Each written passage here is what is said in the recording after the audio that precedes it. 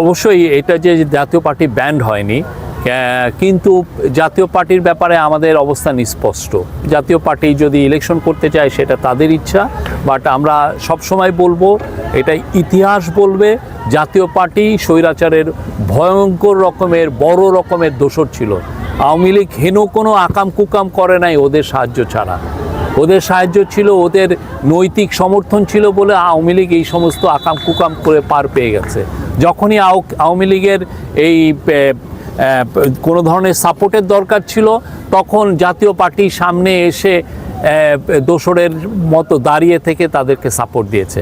এবং সেই এইটা যখন আওয়ামী লীগ যখন ভয়ঙ্কর রকমের খুন করছিল, তখনও ওদের সাপোর্টটা কমে নাই। সেটা যদি বলেন, 18 নির্বাচনে তো বিএনপি অংশগ্রহণ করছিল। বিএনপির অংশগ্রহণ করা ছিল ডেমোক্রেসিতে ফিরিয়ে আনার একটা, আপনি জানেন তার আগে এক ধরনের কথাবার্তা হচ্ছিল